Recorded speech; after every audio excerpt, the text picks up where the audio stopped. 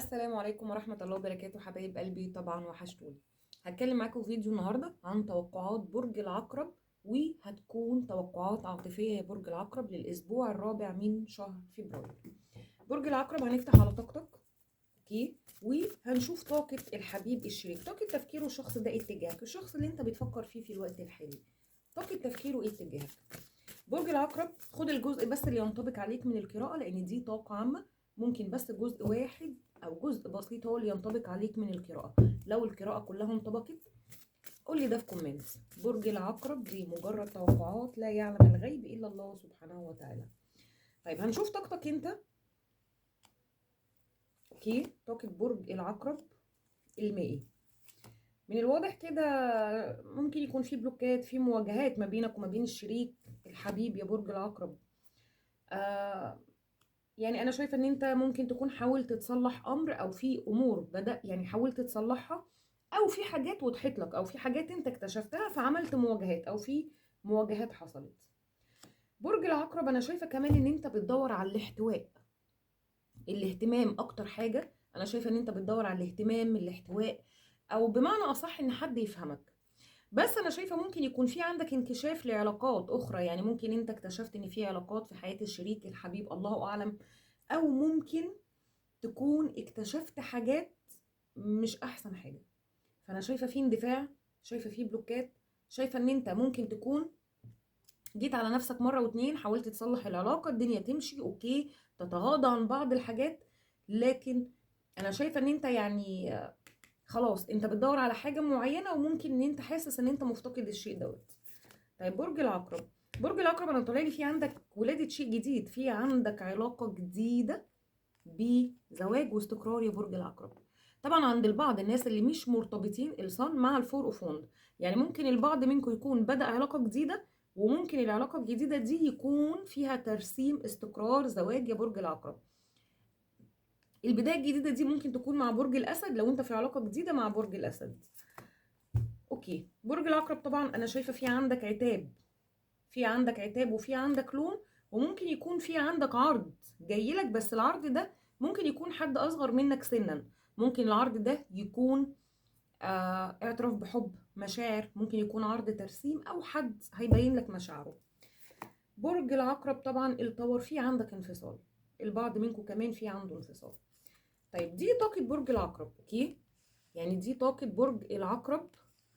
شايفه في بلوكات، في مواجهات، شايفه في بدايات جديده عندك، اوكي، هتتحول لاستقرار، تمام. وخاصه لو بتتعامل مع الاسد زي ما قلت، شايفه ان انت حاولت ان انت تصلح امر اكتر من مره، وجيت على نفسك كتير يا برج العقرب.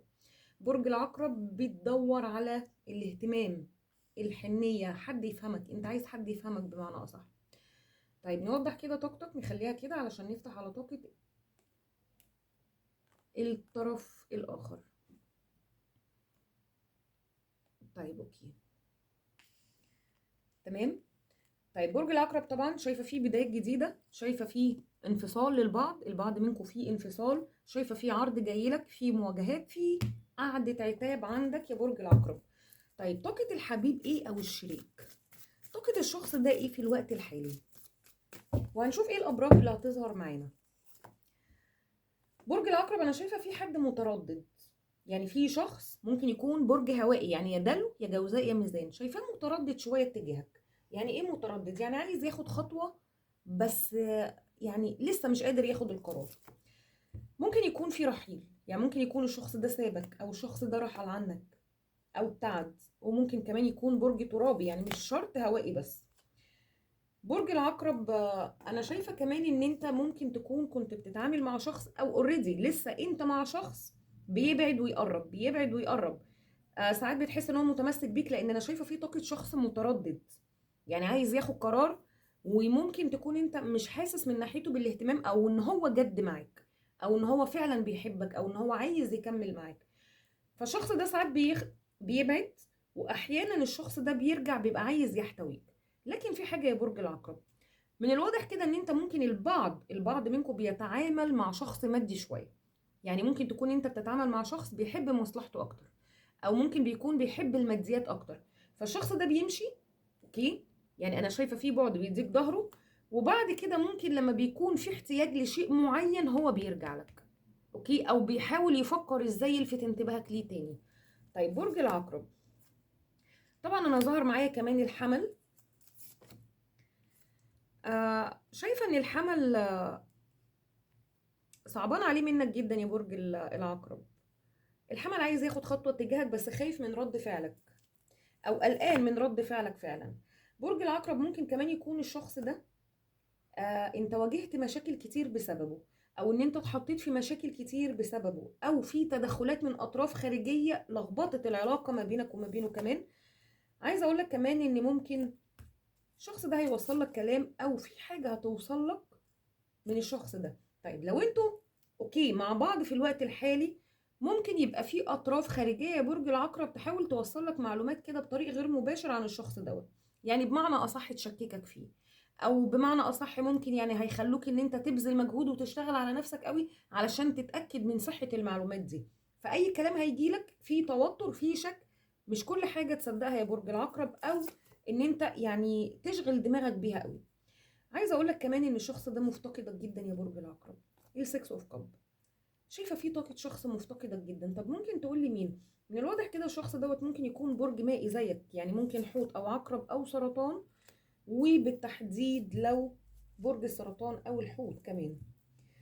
طيب برج العقرب، شايفه كمان ان يعني الشخص ده عايز يتقرب منك. يعني انا شايفه طاقه شخص رغم اوكي في تدخلات، في ممكن كمان طرف ثالث، في بعد، او ممكن العلاقه اون اوف بيبعد ويقرب، انت مش عارف مشاعر الشخص ده ايه اتجاهك لغايه دلوقتي. لكن انا شايفه ممكن الشخص ده احيانا بيبقى صعبان عليه منك، ممكن انت بتواجهه، او ممكن انت بتبعد، او ممكن انت اللي عامل بلوك او بتحط حاجز ما بينك وما بينه. فانا شايفه في خطوات شخص عايز يقرب منك، عايز يقرب منك اكتر، وفي نفس الوقت الشخص ده عايز يبقى فيه ثقة ما بينك وما بينه. يعني ايه؟ يعني من الواضح كده ان الشخص ده يعني ممكن يكون في توتر في العلاقة ما بينك وما بينه، او بعد بسبب عدم ثقة، او ممكن انت صدقت حاجة، او ان انت يعني في توتر انا شايفة فيه يعني ثقة مهزوزة ما بينك وما بينه. لكن يا برج العقرب، ممكن يكون كمان المشاكل اللي ما بينك وما بين الشخص ده بسبب التدخلات او الاطراف الخارجية دي يا برج العقرب. طيب نوايا الشخص ده ايه؟ طبعا انا شايفه ان هو عايز ياخد خطوات، او الشخص ده عايز يقرب منك اكتر. طيب اوكي التين اوف كاب، الشخص ده عايز استقرار معاك. يعني انا شايفه ان الشخص ده عايز استقرار، عايز يكمل معاك يا برج العقرب. طيب هل الشخص ده اللي انت انفصلت عنه، ولا البدايه الجديده اللي انا شايفاها عندك؟ طيب برج العقرب، طبعا يعني زي ما قلت لك انا شايفه في عندك بدايه جديده طبعا للبعض الناس اللي هي قفلت الماضي، لكن انا ظاهر معايا الماضي هو اللي عايز يرجع يا برج العقرب. ممكن تقولوا لي لا الماضي ده خلاص اتقفل، بس الطاقه اللي قدامي اللي ظاهره ان اللي عايز الاستقرار معاك وعايز رجوع حد من الماضي. طبعا انا ظاهر معايا سرطان. اوكي، هو ممكن كمان يكون الشخص ده عايز يرجع، بس انت حاسس بغموض شويه ناحيتك، او حاسس ان انت متزن وصامت، فهو مش عارف انت لسه عايزه ولا انت هتكمل معاه او هتنتظره. فهو الشخص ده بيفكر ان هو ياخد خطوات، هو فعلا اوكي عايز ياخد خطوات سريعة تجاهك، وفي نفس الوقت هدوءك وصمتك ده هو، او اختفائك يا برج العقرب، هو اللي مخليه قلقان. طيب انا طبعا ظهر معايا السرطان،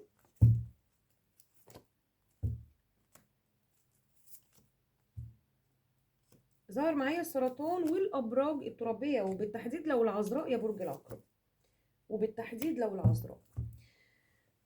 عايزة اقول لك يعني الشخص اللي من الماضي ده يا برج العقرب يعني طاقته مسيطرة جدا عندي. ليه؟ الشخص ده ندمان ان هو كان بيتهور او بيندفع اتجاهك يعني معاك. يعني ايه؟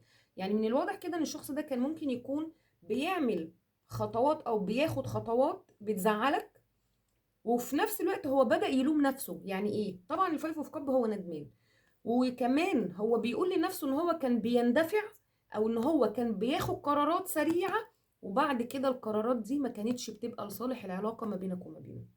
يعني هو شايف ان هو في حاجات كان بيعملها اخطأ فيها يا برج العقرب، وفي نفس الوقت هو شايف ان قراراته هو هي اللي ادت للبعد او خلت العلاقة توصل لكده. الشخص ده بيلوم نفسه على تهوره، او بمعنى اصح ان هو كان بيتعامل بحماقة بمعنى اصح معاك او اندفاع، وشايفة فيه طاقة ندم. طيب مصير العلاقة ما بينك وما بينه ايه يا برج العقرب؟ ظهر معايا الاسد كمان. ممكن يكون كان بيبين لك التجاهل ساعات، يعني ساعات بيبين لك ان هو مش شايفك اصلا، او ان هو مهتم بحاجات تانية بطرف تالت، علاقات تانية. يعني هو مش انت مش في طاقة تفكيره، لكن بالعكس انا عايزة اقولك ان الشخص ده بيظهر عكس اللي جواه، هو بيتألم وفعلا في عنده طاقة ندم. الشخص ده مضغوط جدا دلوقتي، ممكن كمان يكون في عنده ديون، في عنده التزامات، في عنده بيعول اهل، الله اعلم، بس هو مضغوط جدا. علشان كده الشخص ده شايف ان التهور في العلاقة أو سبب التوتر في العلاقة هو في الوقت الحالي. طيب هل هيعترف، أو الشخص ده هيعترف لك مثلا بحبه؟ هو بيفكر، بس لسه ما خدش القرار، هو بيفكر إن هو ياخد خطوة تجاهك. طيب إيه خطواته يا برج العقرب؟ الشخص ده متعلق فيك جدا، الهانجد مان، هو عايز يبين لك إن هو لسه متعلق بيك، أو إن هو فعلا متعلق بيك. ممكن تكون أنت بتتعامل مع شخص يا إما في فرق في المستوى الاجتماعي ما بينك وما بينه، او في فرق في الجنسيات، في مسافات ما بينك وما بينه. فالمسافات دي ممكن متعلقة بفرق في المستوى الاجتماعي او العلمي، او ممكن في الجنسيات يا برج العقرب. الشخص ده عايز يوضح لك امر ان هو لسه متعلق بيك، بس هو مش قادر يقول ده. طيب خطواته ايه؟ طبعا هو كان مبين ان هو متجاهل، او ان هو انت مش في طاقة تفكيره، مبين لك الثقة بالنفس والقوة، وان هو شخص قوي، وان هو من غيرك خلاص يقدر يعمل اي حاجة، حتى لو انت مشيت هو مشي. فانا شايفة ان هو بيظهر قوة، وهو عكس كده، وهو عكس كده. الشخص ده انا شايفة ان هو هيحاول يلفت انتباهك بشيء، يعني ممكن يلفت انتباهك عن طريق السوشيال ميديا، ممكن لو عامل بلوك يفتحه. بس انا شايفة التحرك بتاع الشخص ده هو هيعمل لك لفت للانتباه، يعني هيجذبك، هيلفت انتباهك بحاجات. لكن طب هياخد خطوة في الرجوع؟ هو عايز يرجع يا برج العقرب، لكن هو اللي منعه من الرجوع صمتك، صمتك. او ان ممكن يكون هو لسه الشخص ده لغاية دلوقتي مش عارف انت بتفكر ازاي، او مش عارف انت هتقبل الخطوة دي منه ولا لا، او هتقبل التسامح او التصالح ولا لا. فهو عايز ياخد خطوة، لكن انت يا برج العقرب لو انت اتكلمت، او ان انت بينت ان انت اوكي، ان انت على استعداد ان انت تبين مشاعرك للشخص ده او رجوع، الشخص ده هياخد خطوات سريعة جدا. طيب ممكن طبعا احنا عارفين برج العقرب برج قوي مش سهل، فممكن تقول لي لا انا مش هبدأ. طيب اوكي، عامة هو هيبدأ يلفت انتباهك، هيلفت انتباهك بقى عن طريق السوشيال ميديا، ممكن يوصل لك كلام مع حد، ممكن يجي لك اخبار ان هو تعبان، او ان هو الشخص ده لسه ما دخلش علاقة، او الشخص ده لسه عايز يكمل معاك، او ان هو عايز يصحح اخطاء، ايا كان. في اخبار او في جذب من الشخص ده الفترة دي، لان انا شايفة ان هو هيلفت انتباهك ان هو لسه بيفكر فيك يا برج العقرب. طبعا الابراج اللي ظهرت معانا زي ما قلت، يعني مستحوذ معايا برضو الابراج الترابيه اللي هي جدي ثور عذراء، وبالتحديد العذراء. الاسد كتير معايا، في السرطان، والحوت كمان، الحمل،